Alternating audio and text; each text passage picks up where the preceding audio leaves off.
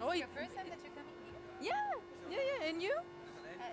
I already presented something 2 years ago. Okay. One of an art called Axis. It was very, very cool. Yeah, I like the space. Yeah, that's really nice Yeah, to be it's here. really nice.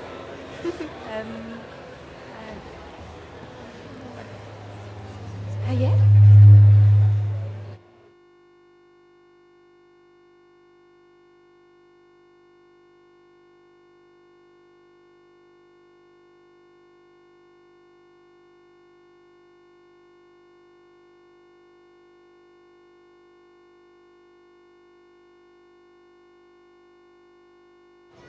I love.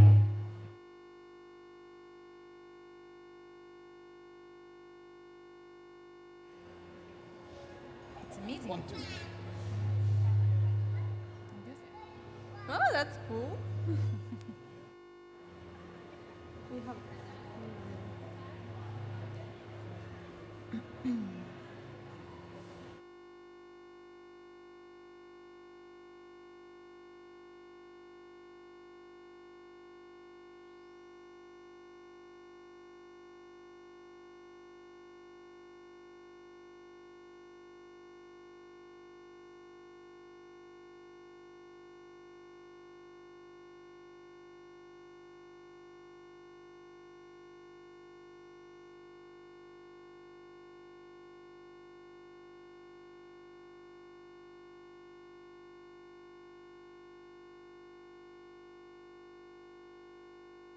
Yeah.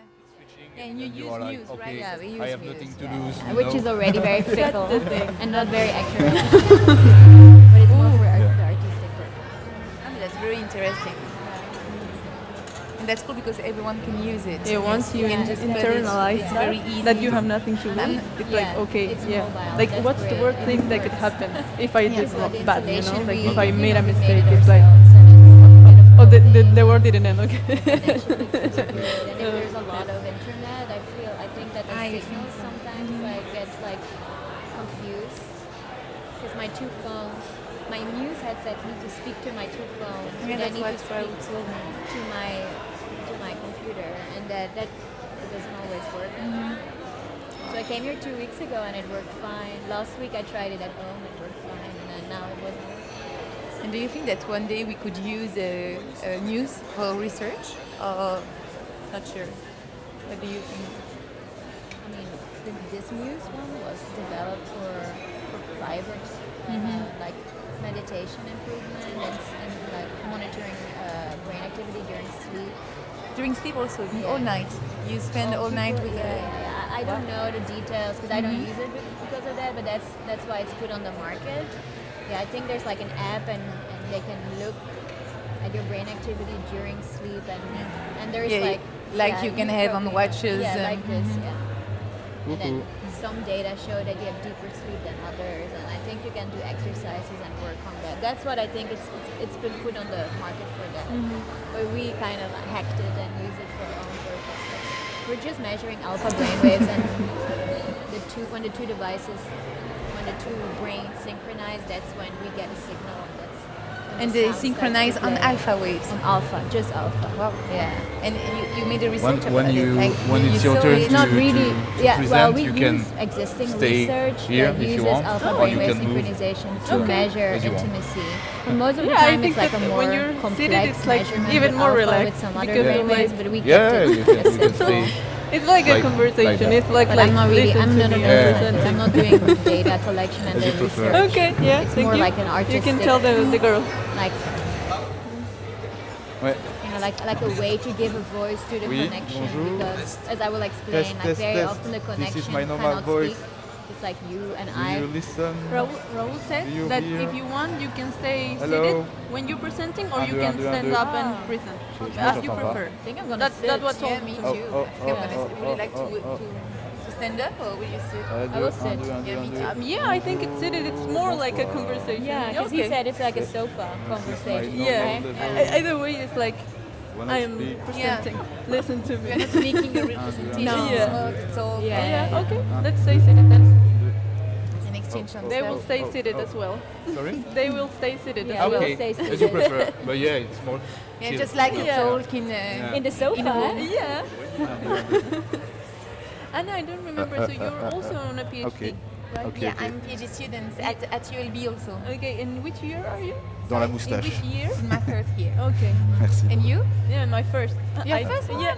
Nice. little And do you baby. like it? So you just begin here in October. I feel like a baby with you. No, no, You just begin here in October, or Allô? the Allô, when allô? you begin exactly? And I began Oh. 1 year ago. I began 1 year ago. One year Oh, ago. oh, So I just finished my first year. Test, test, And Oh, you test. finished already? Yeah, I Oh, finished So my your first second year. Yeah, I'm a second. Ah, Yeah. you- Yeah. Yeah. Yeah. But it's better to say my first year, so you think I am a baby. Can you hear me? And how was it during the COVID situation? Because you work One, totally at home. 1, 2. No? Sorry, I could Like hear your you. first Okay. year of a PhD in the COVID situation. Oh How did you yeah, no, experience it was crazy. I arrived at Brussels Let's when it do was it. like Ah, the yeah, peak, because peak, you are- peak. where are you from? I'm from Chile. Chile. Chile in South America. Yeah. So I arrived when the 1, situation 2, was 1, bad. 2. Like Yeah. I don't know, we came 1, up to 20,000 cases or something. Yeah, here in yeah, it was Brussels. really bad in Yeah, Belgium. I can- was not here. I was in America. Hello. Oh, okay. Well, Ah, you good were for you. still in America. Yeah, yeah. I came back only mid-September. Oh yeah. Okay. And you, where were you when the pandemic was like Un, I deux, was bad? in un, deux, Belgium. un, deux. I'm Okay. from Brussels and so Okay. yeah, I just wasn't. I was in Hey, Belgium, oh. but I already did 1 year of PhD, so it was easier to Yes. continue to work when Oh, you are yeah. already in your project. Yeah, no, but actually for me, I didn't have any hello. limitations or complications because I could work, I go to Hello. work to the hospital. I didn't go to Are the we ULB until okay? like 4 or 6 months. Oh, yeah, yeah. So, but you. Yeah, When? I just went to the Brickman Hospital because I work at a lab there, and there we were measuring like you know the patients will go and Do you still hear go me? like constantly. Ouais, I didn't okay. experience like Can you the hear me? consequences You, of the we are pandemic. late, we are late. I know a that bit people late. have to study at Hello. home and all, but Nice to for me meet it you. was- Oh, you're on speaker. Oh, oh. I was screaming. 1, 2, 1, 2, 1, 2. Yeah. Yeah, I think so. Yeah. Yeah. Oh, I don't know. Now it's gone.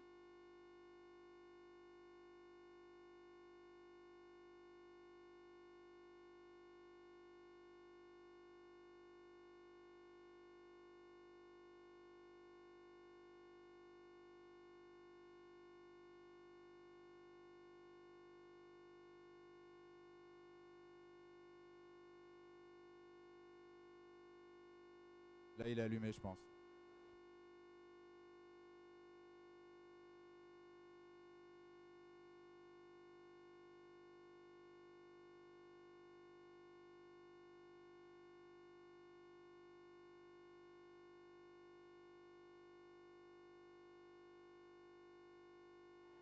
Ok. Check, check. Ouais. Merci. 1, 2, 1, 2, 1, 2. Salut. Oh, oh, oh, oh, oh. Hey.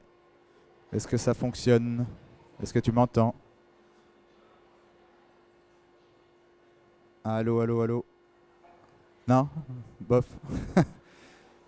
Ok.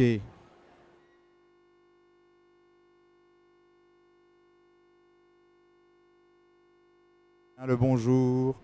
Ah. Ah. Ah. Ok. So, on va faire tout au micro-main alors? Et on se le passe? Ok. So, there is some problems with the Madonna mics. It's doing lessons, so we will have to share the mic. So we can cut it up. Yeah.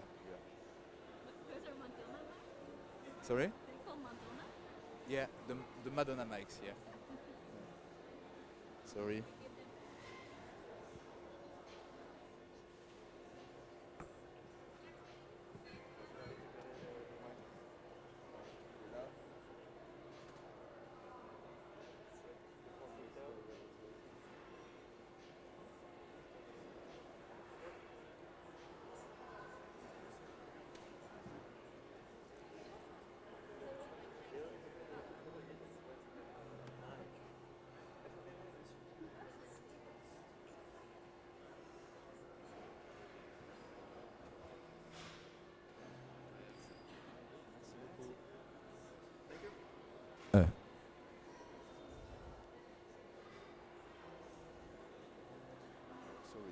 I will do the move to share the mic. Okay, on est go. Okay. I will just close the music there.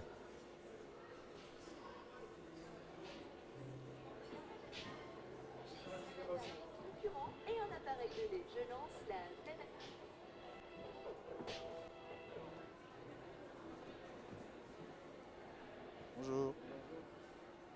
Okay, let's go. Sorry, we are a bit late. Some problems with some issues with the sound, but we are ready to go. So welcome to the third satellite event of the Perspective exhibition. So just to give you some explanation about this exhibition, I just lost the controller for the slide. Where it is? Ah, it's there. Okay, so this exhibition is an exhibition about some collaborations between researchers in very different and various fields of sciences, and master students in graphic design from La Cambre. And so the idea is to make them collaborate to create innovative and beautiful communication support. And this is the exhibition just there. So the link between this exhibition and the small panel talk that we will have here is twofold. The first link is about, interdisciplinarity. So the fact to bring different perspectives about one main topic, which will be the brain here. And the second one will be about scientific communication. So how we can use, for instance, art and different views on the same topic to better learn, better exchange, and better communicate about various fields that can be important and have a huge impact on our society. So this third event is about neuroscience, so maybe more largely about the brain. So this incredible tool that can help us and is necessary for us to communicate, to understand, to feel, to speak, and we will try to have a small explanations from different fields of science about this.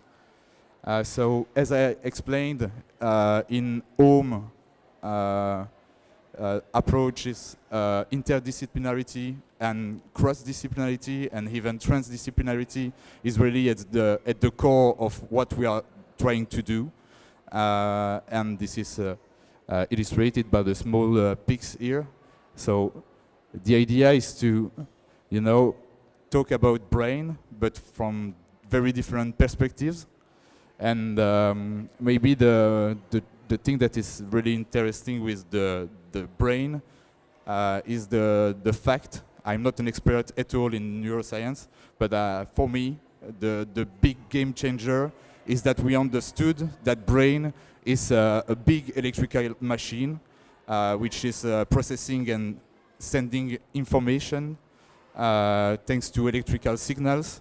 And maybe this has been the first step about what we know about brain today. And the other one is that we know, thanks to technology, especially EEG devices, we will talk about this later, we can now try to measure the electrical activity of the brain. And so we are achieving to find explanation thanks to quantitative data. And one of the questions here is about what do we know about the brain regarding to qualitative data and quantitative data, and what we don't know yet. So for that we have three incredible speakers here that are coming from different science fields.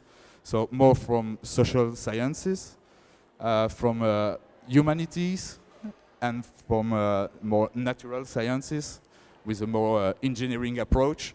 And the idea is to to talk and mix about those different approach to understand more the brain, and we will end with a performance or an artistic installation which has been created and conceived by Stephanie here, and it will take place here after the panel talk.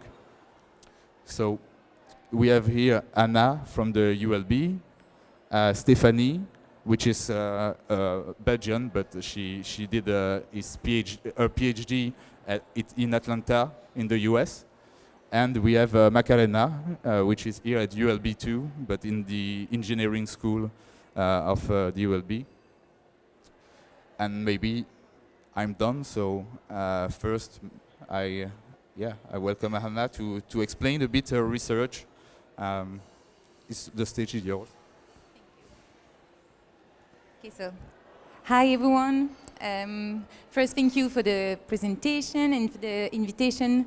I'm very delighted to be here in order to present you our research. It's an opportunity to do it. So, as Raoul said, my name is Anna Peiffer. I'm a PhD student and I'm doing my PhD at the Université Libre de Bruxelles. So I will firstly speak about myself and then I'm going to speak a bit about all my research. So, as I said, I'm Anna Peiffer, and I studied psychology at Louvain-la-Neuve. And after my bachelor's degree, I made a master in neuropsychology. So, neuropsychology is the study of the link between the brain and your psychology, your psychological functioning. And during my master, I made two internships. One internship at Erasmus, where I studied how sleep impacts memory, and one internship at Paris Descartes, where I studied how sleep impacts creativity. So we have seen that more you dream, more creative you will be. So it was very interesting. And after my master, it was just obvious that I have to make a PhD on sleep because I became passionate. And so I began a PhD at the Université Libre de Bruxelles with Charline Urbain, who is a professor in psychology, and Xavier Detiège, who is a professor in neurology. So you can still see the link between psychology and the brain. And I study now how sleep impacts your memory in children and adults. So now I'm going to speak a little bit more about my research. So we know that sleep supports your memory. When you sleep, you will have an improvement of your retention performance. So this is a tip for all the students that are here and that still have some exams. When you learn something, when you have to study something, after your study session, please do a nap, because we have seen that just after sleep, you will have an improvement of your retention performance. So this is what I studied, but I studied it from a more developmental aspect, as I'm interested in how it's happened in children, because we know that children have to learn a lot of non-verbal information, but we also know that children sleep longer, but also deeper than adults. And so this is what my thesis is about, how sleep impacts your memory in children and adults. And so we first make a study where we compare children and adults in their retention performance after a night of sleep or a day of wakefulness.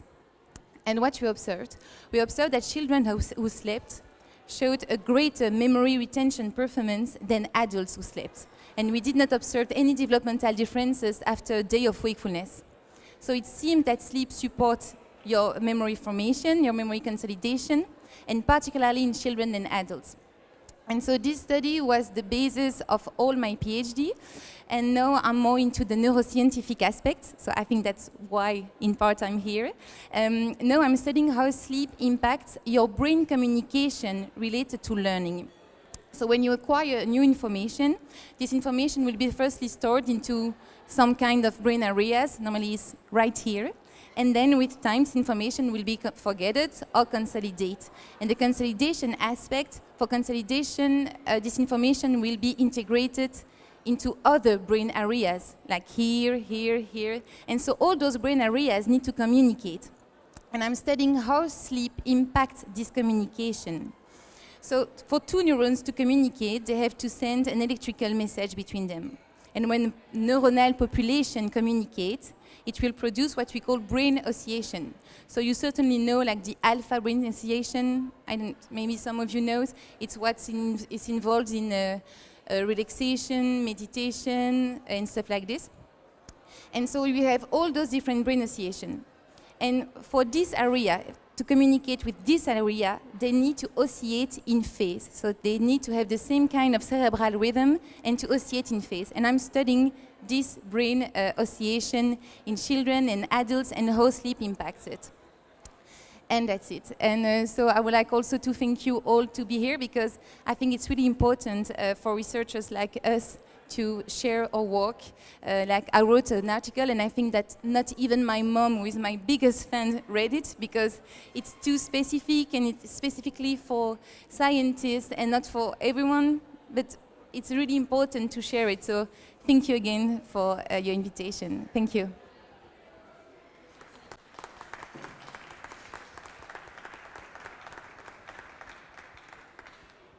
Thank you, Anna. Wow, that's wonderful research. Yes, I also want to join Anna thanking Raoul and the whole OHM team for inviting me to talk a bit about my research and just for existing, because I think interdisciplinary research and the connection between art, science, and humanities is super important. So yeah, I'm Stephanie Cosey. I am from Belgium. I am a philosopher, a doctor in women, gender, sexuality studies. I got my PhD at Emory in the United States, but right now I'm a researcher at Lucca School of Arts. I'm also a singer-songwriter and a multidisciplinary artist. And most of my research and my art focuses on what I refer to as tenderness. Tenderness, it's those moments where you really merge together with another person. So think for example about pillow talk moments where you like look in the eyes of someone else, and the distinction between self and other, you and the other, it seems to disappear. And questions like, where do I start and you begin, they seem to not make sense anymore. So I study those moments of merger, and I'm very interested in how they seem to push us to rethink the way we think about the self as a subject, an individual that's autonomous and self-sufficient and sovereign. They also push us to rethink social constructs that are built on binaries like self-other or masculine and feminine, so gender constructs. And I'm also very interested in how it seems like other media, like song and music, seem to have like a better grasp or seem to be better equipped to grasp the nature of these phenomena. So let me trace back and tell you a bit how I got started and became interested in this topic. Well, when I was a philosophy student in Leuven, I was in a relationship. It was not a very good relationship. I was very interested in those moments, and I love those moments where I merged with my partner when we were kissing or caressing. And for him, these moments were not very important. He saw them just as foreplay, and he quickly wanted to go to the real play, which was typical genital orgasmic sexuality. And when I told him I love these moments where we merge together and where we lose ourselves in each other, he said, "Oh, you give me nothing, you are frigid." And that was very painful, but also I felt like it was somewhat of a paradoxical statement, because for me those moments meant everything. Those were the moments where I felt really connected finally with this person, and he dismissed them as nothing. And at the same time, I was also studying psychoanalysis, and I was reading a lot of Freud. And to my astonishment, Freud was actually having the same rhetoric. He was studying so-called hysterics, and what they wanted was merger with another person, and he dismissed them as pathological and hysterical because lingering in moments of connection was not important. It was just foreplay to then go to the real function of sexuality, which was reproduction. And so I saw that this personal experience was not an isolated event, but it seemed to be part of a more structural problem at the history of psychology and sexuology. So that's when I started. I went to Emory. I studied women, gender, sexuality studies to use critical methods from feminist theory, queer theory, and sexuality studies to critique these ideologies, especially in Freud, but also in later texts in psychoanalysis, that seem to dismiss moments of merger as infantile, pathological, maternal, hysteric, frigid. And I saw that this was part of a bigger issue, like the bigger patriarchal, heteronormative way of thinking about sexuality. And my big research question was, what is so threatening about these moments where you lose yourself in another? And the answer I came up with is that they threaten a notion of the autonomous, sovereign, self-sufficient self or individual that is a cornerstone of our Western thinking. And instead, it makes us think of the self as more open and vulnerable and porous. And this is why I like the word tenderness, which, by the way, is the original word that those hysterics used. And when I traced it back etymologically to the root, I came to the Proto-Indo-European root ten or tan, which means to stretch or to be stretched. So moments of merger and tenderness actually ask us to think of the individual, of the self, not as a divorced entity where the self is distinct from another, but a more porous, more rhythmic, more open, more tender version of individuality. And a second research question of mine was, what is a good way to give finally a voice to this desire for merger and tenderness? Obviously, like through the history of philosophy, it has been dismissed. How can I now give it a voice? And this is how I got to art and neuroscience. First of all, a lot of the researchers that did talk about this moment of merger, they used very musical concepts to talk about it, like communicative musicality, rhythmicity, becoming music. So there seemed to be like a privileged relationship between tenderness and something sonic, something musical. Then there were a lot of feminists like Irigaray or Lord, Kristeva, and they were emphasizing how language itself is a patriarchal, heteronormative construct, and some things are not really explicable in language because language itself privileges certain things and makes certain things unspeakable. And so the limits of language can be filled by art, by other ways of expressing. For example, poetry, but also music.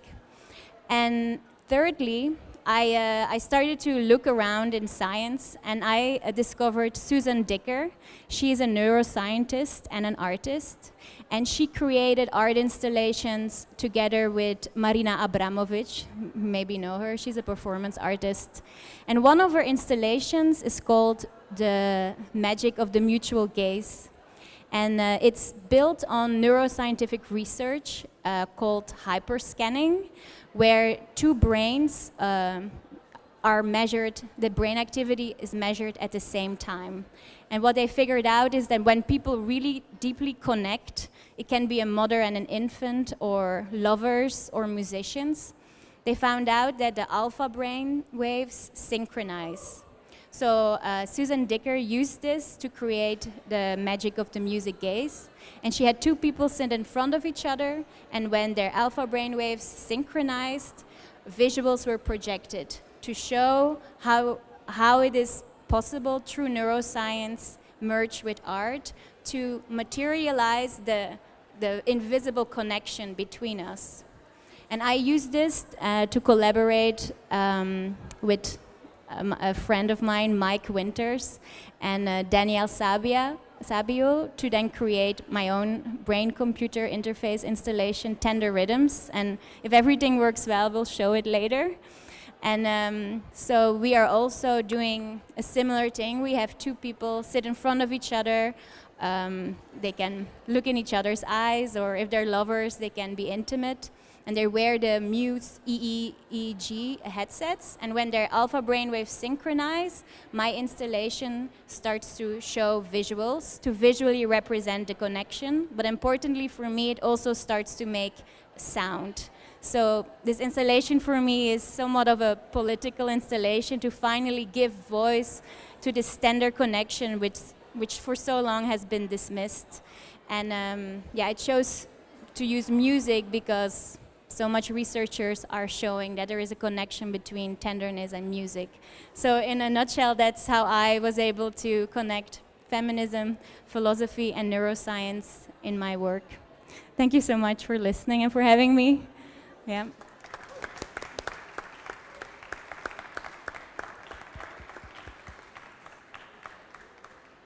Thank you both for your presentation. It's great to share the space with great scientists and women scientists. And thank you, Raul, for having me. Yeah. Okay. Well, I'm Macarena Diaz. I'm a biomedical engineer and a PhD candidate at the ULB. My thesis project is being developed joined with Brookman Hospital, in particular the sensory and cognitive neurophysiology laboratory. And first of all, I would like to tell you how I came here, because I'm from Chile in South America. And so I was studying and developing my master thesis there. I was studying drowsiness in drivers, and with the motivation to prevent accidents caused by this condition. Yeah? Near? Okay. Okay, great. Did? Yeah. Okay.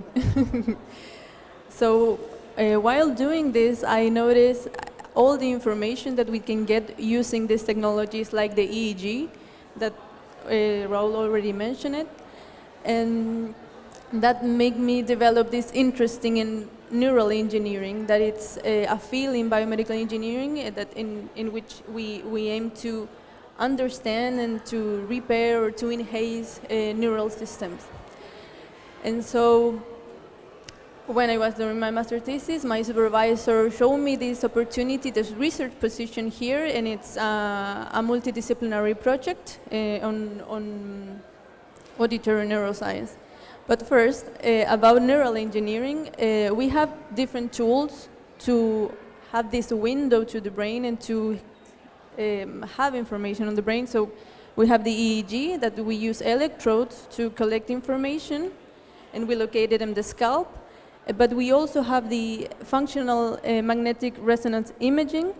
And the difference between these two techniques is that the fMRI is used to know where is the different areas of the brain activating, and the EEG give us like more the when are the responses being generated. So ones give us a very detailed information in time, it's the EEG, and the fMRI a very detailed information in the spatial domain. You know? Well, my research thesis is in auditory neuroscience, and it's, for me, surprising that still, with all years in developing in sciences, we still have so many questions about how the human works, you know, how the auditory system works in particular. So we still don't know, or we're not sure about the mechanisms or the processes that are being affected through aging, or, for example, when you're exposed to high levels, high noise. So this type of situations can lead you to have problems as tinnitus, that it's maybe you have heard about tinnitus, or hyperacusis, or even having trouble understanding speech in noise. So my goal in this thesis is to use these engineering tools and engineering analysis to better understand what are those mechanisms that are failing. And so currently, we can do experiments in animals. We can expose an animal to noise, and then to know exactly what are the consequences of that noise exposure. But we cannot cut the auditory nerve of a human, right? So the main challenge is to find these non-invasive technologies, non-invasive meaning that you can just simply put electrodes in the head, and to better understand what is happening within the brain and the auditory nerve and the auditory system. So we use auditory evoked potentials. What this means is like we measure the response of the auditory system to an auditory stimulus. And then we have this signal that we see there, this EEG, and what we see, and when we look, it's when the response starts and when it ends. And as we go along the auditory pathway, that is the image on the right, as we go along the auditory pathway, we go higher, we go central, and so the response will be generated after. And what we will be measuring is the latency. And by looking at the signal there and say, okay, this signal starts there, the other one starts there, we will know what are the possible generators of those responses. And in this way, we will better understand how is the sound processing occurring in the different structures. So at Brueggemann Hospital, we receive different patients with different pathologies. And I am very lucky about that, of having that access to data coming from such a variety of conditions.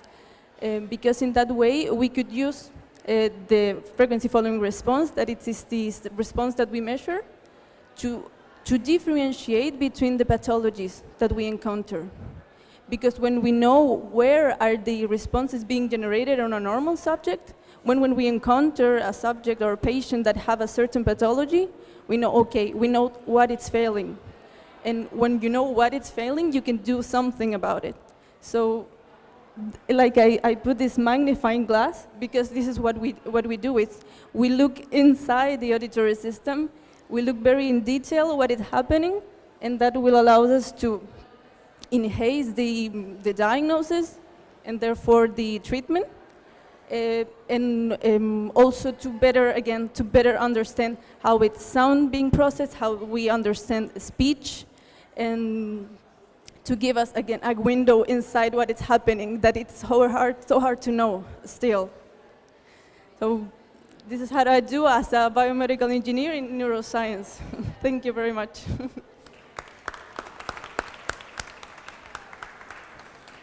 Yeah, thank you very much to the three of you. I know how hard it is to, popularize in 10 minutes the main part of your lives, and it was really well done, in my opinion. So now we plan to discuss a bit, but we have only one mic. So what I can suggest is to maybe orientate a bit or guide you through three main questions, and then you speak when you want about any of them. So the first one, obviously, is after having, listened to the other presentation, do you see similarities and differences, or maybe some subtopics that can feed your own research or your own way to do research? This is my first question. The second one is more a meta conversation about what we are doing now, especially science communication, not through scientific papers and conferences, but more like that, a small thing, a bit informal, when we explain things that we have in mind to various audience in a context which is not at all the one of the science, the one of where science is used to be present. And my third question will be about how art, in your point of view, can help us to better interest people, communicate about science, and and maybe make together a better society, because we are more aware of other disciplines. Maybe we will, it's my point of view, it can help you to develop also more empathy, because why it is the other roles are important, and those are my three questions. I don't know if one of you want to start. So the first was about, yeah, you know, what do you want to say after having heard the other's presentation? I forgot the first question. You said This is the first one. The similarities and differences with the other research topics. Yeah? So I think that the similarities between our all subjects is what we are interested in communication, finally, like a kind of cerebral association, not only oscillation. And you use EEG, I'm using magnetoencephalography. So magnetoencephalography is a method where you can also see the electrical activity of your brain. It's a bit different from the electroencephalography, because it's like a hairdresser's helmet that you put on your head. So it's easier to use, but more difficult after to understand what's happening. Yes, I think that's the similarities. We are all interested in how we communicate in the brain or just with each other. Don't know if you have something to say. Well, some of the similarities that I see is that we all seem to share a belief that technology can, has been so advanced that it can teach us things that we sometimes intuitively maybe know. Like, for example, I was just thinking, like, I was staying with my parents, and the grandchildren were there, and they were not sleeping. So my parents were not sleeping, and they were just so agitated, and I could just see that they seemed so much older. And today, finally, the grandkids slept, and then they just seemed like they were doing so much better. So we intuitively, there's all these things we intuitively know. Also with my research, we intuitively know that merger and connection is important, but sometimes we need advancement of technology to show us some data to finally say, hey, here, black on white, this is why it's important. And I think also with you, very obviously the advancements of technology is helping to improve our understanding of how elderly lose hearing or people lose hearing. And I mean, it's not to show something intuitively, but it is definitely to better the advantage of society. And so I see that as a big similarity between us. Yeah, that was exactly what I was going to say. Like that motivation of helping the other, to find solutions, to know the importance of sleep, to know the importance of connecting, to know the importance of looking for your hearing, So yeah, I think that we share that, and for me that was very important. At least when I was deciding or I was looking for a PhD, that had that purpose, that it wasn't just do research to do research, just that have light at the end of the tunnel, because you need that when you're working, So, yeah. Okay. Thanks a lot. So many similarities, but no differences. It's beautiful. So my second question was more about what we're doing here. So Anna, you already spoke a bit about that, but I made some small researches on my side about science outreach and science popularization, and in fact, the positive impacts are twofold. The first, that is about share knowledge with other people, which is quite obvious, and the other one is really to help the researcher themselves to improve the way they teach, they research, they investigate. It changes a bit the way they can the questions they are trying to solve. And maybe it can, bring another, Yes, I think that's very important, and I feel like in my research I'm adding something there. For me, art, or in my particular installation, it's to show the invisible power dynamics and ideologies. In my case, patriarchal and heteronormative ideologies that are always at work, but they're invisible. And through my installation, I hope to make them a little bit more visible.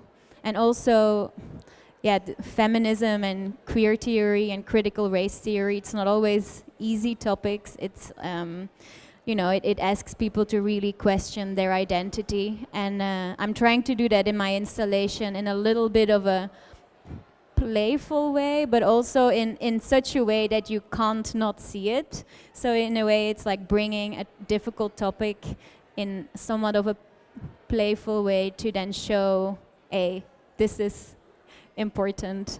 Not always easy, yeah.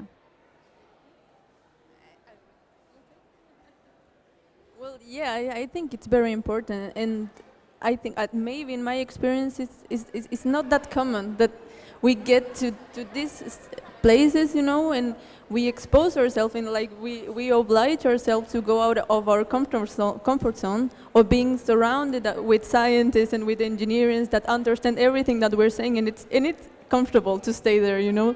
So I found great that there are these chances to talk with people, to interact with them, to tell them what we're doing and why is it important, because it can be seen too far away, but it's really, they can connect. And I found so great what Stephanie does, that putting and materializing in art, because like we live through our senses. So if I can see something, if I can hear something, maybe I can connect with that more easily, you know. So I think this this space, it's really important and good. Mm-hmm. I just also wanted to add, like, why, so also in my teaching, my students don't write papers, they create art. I find it somehow like democratizing. Like for example, I have dyslexia. Writing papers I always had to do it, especially in a field as philosophy, but I find it somewhat discriminating because not for everyone writing is like their best skill. And there are also other ways of exploring the world through other senses or expressing yourself through different ways of communication, not just the written word.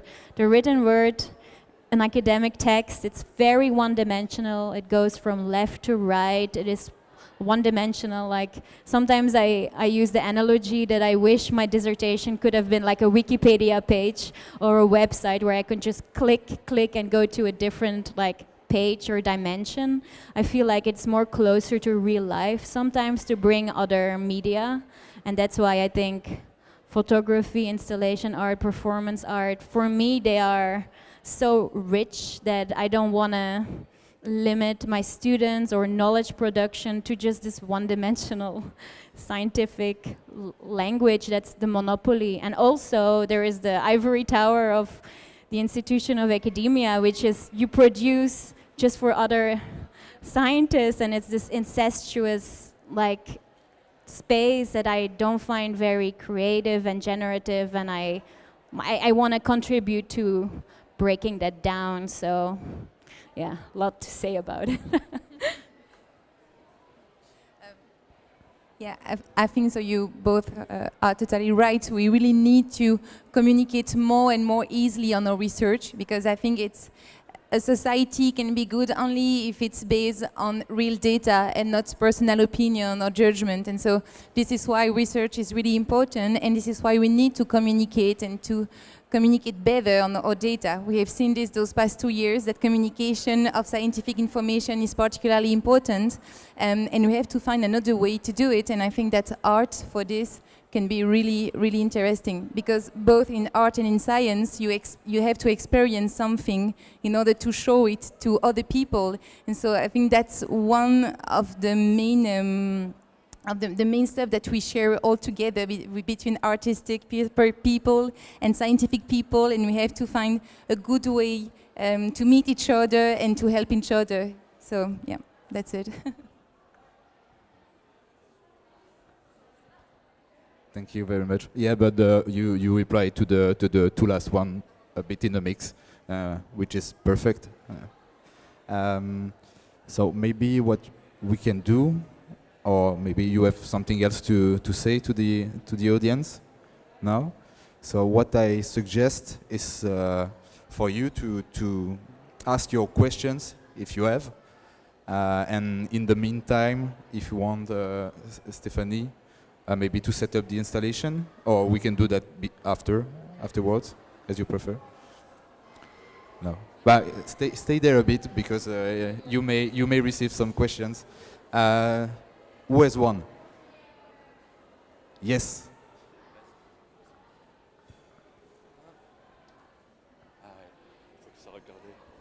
Thank you. My question is on the sleep research. It's quite interesting that consolidation of memory is is known to happen during REM sleep, but there's emerging research on how non-sleep deep rest protocols also facilitate that. What's your opinion on that? Are you aware of it, or is that pseudoscience as of now? Is this better? Probably. Now my question is, what are your comments on non-sleep deep rest protocols? Are they pseudoscience, or do you know anything? Yeah, there must be a feedback because the speaker's facing towards me. Yeah.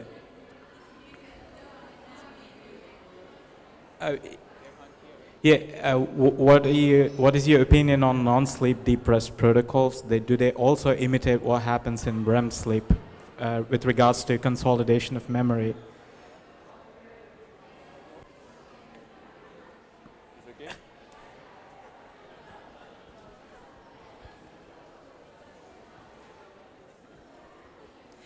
So if I hear it, you ask about REM sleep and the impact of REM sleep on memory consolidation?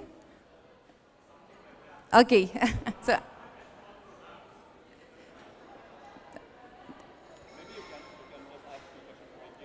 no. So maybe we can talk about this a little bit later, but so we have different kind of sleep stages and they all have a function. I'm studying more the deep sleep, so the non-REM sleep. So you have a sleep where you dream, and you have another sleep where you just sleep super deeply. Like if I wake you up during your deep sleep, you will be in another world, and then you have the sleep where you dream. And we know that the REM sleep, so the sleep where you dream, is important for the creativity, but also for some consolidation of some kind of memory, like the procedural memory. So the procedural memory is the motor memory. It's when you learn how to bike, you use your procedural memory. My thesis is more about the deep sleep, because deep sleep is involved in the declarative memory, so it's the verbal information. Like right here, you are using your declarative memory to learn what I'm saying. And so the deep sleep is more into this kind of consolidation, and the REM sleep is more into other kind of consolidation. They all have a real specific function. Was it clear? Yeah? Oh. So we'll see it later, I think. Okay, thank you. Another one.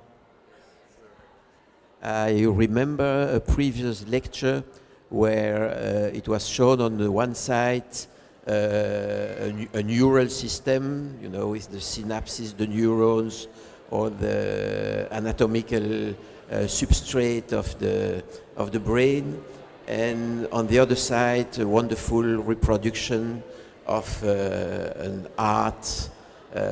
Let's say, I don't know, La Vénus de Botticelli or something like that. And the question was, do you think, or the question is, do you think once, with all your tools, somebody will be able to go from the neural system, the mechanical system, the electrical system you showed on the one side, and to the explanation of the wonderful art production?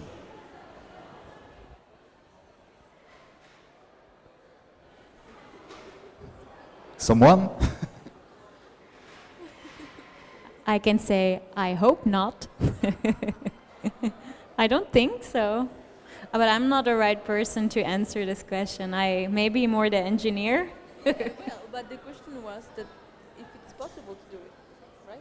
That's the question. Okay. Yeah.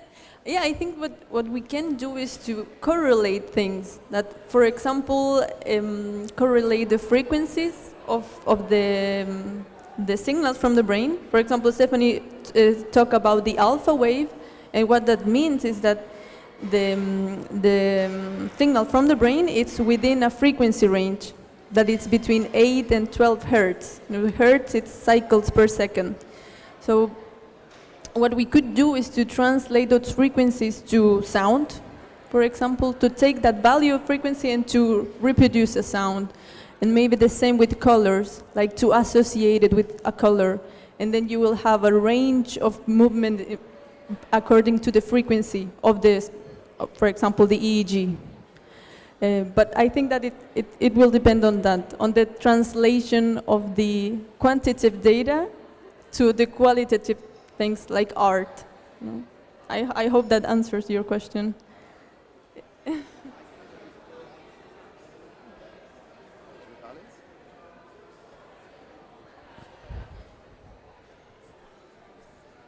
This question's to Stefani. I'm curious what you think of post-positivism being the predominant approach for science today. Oh, it's where you mostly rely on empiricism as opposed to the other methods of inquiry. What you seem to struck on, being a certain approach being monopoly, and that. Well, I can probably elaborate on my question later on.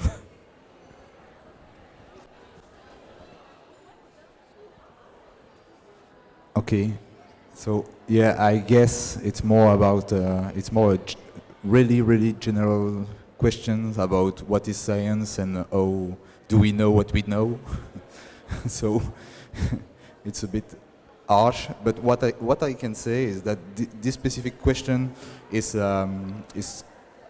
quite investigated by the movement of art science, which is precisely the most idea is to reconnect between our knowledge and how we can find more by diversifying the scientific approach and not only following methodologies that have been built during maybe the last 100 years with the scientific method, which is a nonsense because you have different steps, but they are not the same in every scientific field, and this is it's really a big investigation. I think we are just at the beginning, but we can talk a lot about that. I mean, does an artist is not in a way using the scientific method to create new things? I think we can ask the question, but I don't think we can find easily the answer.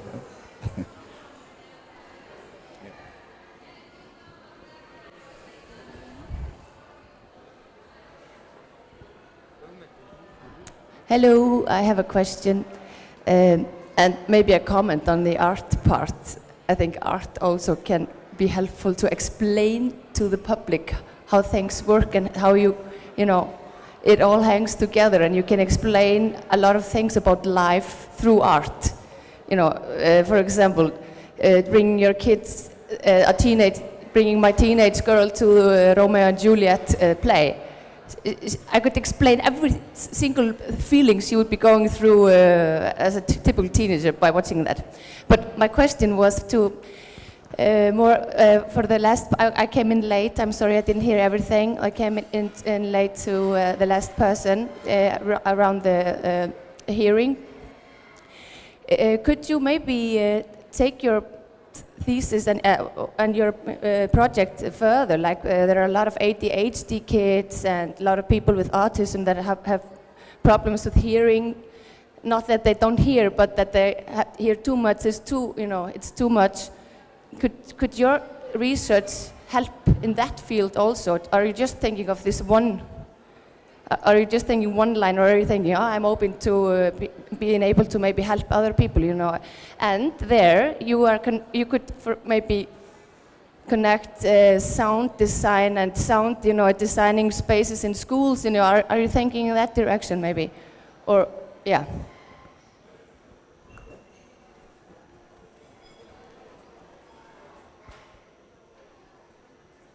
So your question was about like, it is about investigating like what is causing this overstimulation of sound, or Use it. how to use it Use your research to help those people, right? How to use my research to help those people?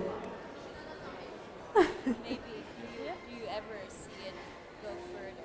Oh yeah. The thing is that, like I told that in the hospital we receive patients with different pathologies and conditions. And for example, there was a patient that has this condition, there is hyperacusis, that you react to specific frequencies like it's a pain in the ear.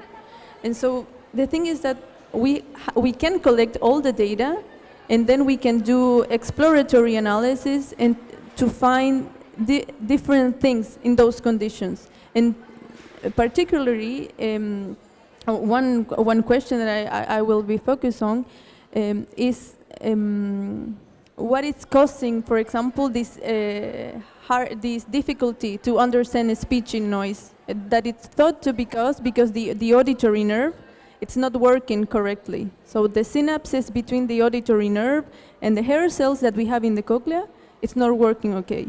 But by studying that, you could also help to explain that situation, that tinnitus or hyperacusis. So they are kind of connected.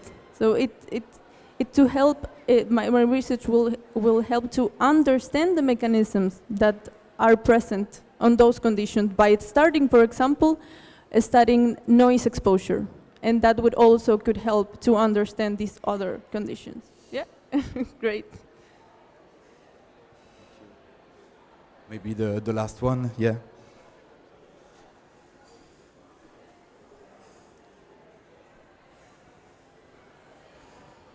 First of all, thank you for the presentation. It was really interesting, I think.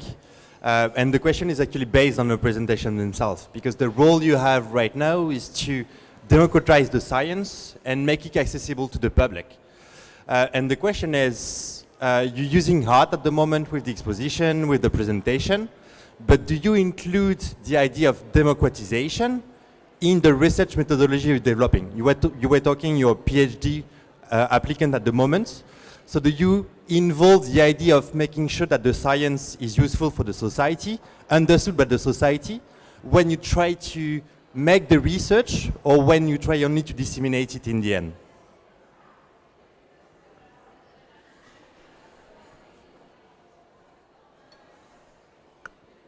Thank you for that question.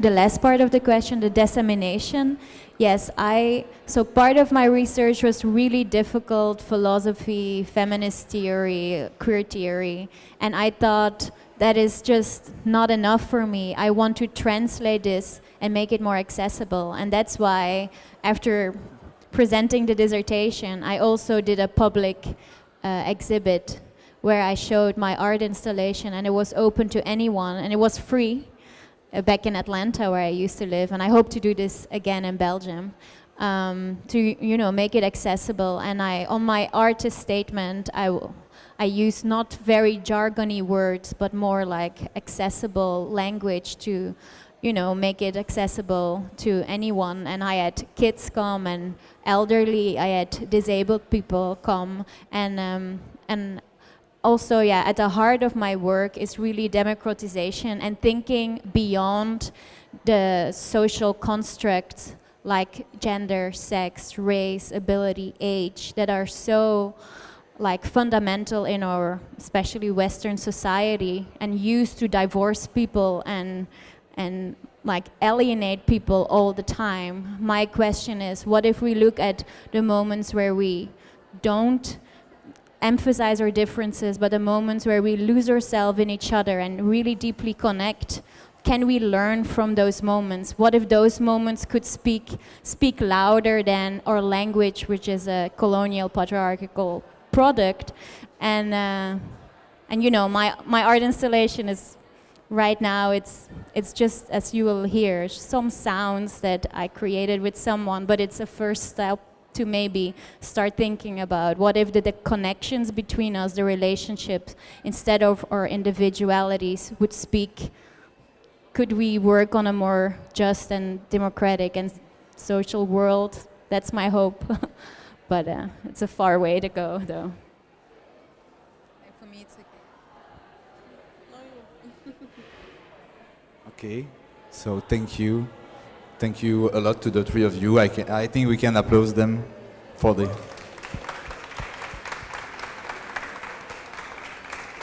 And now we will have the installation made by Stephanie, but it requires a bit of time to set up everything. So I welcome you to have a drink and come back in something like, what, 10 minutes?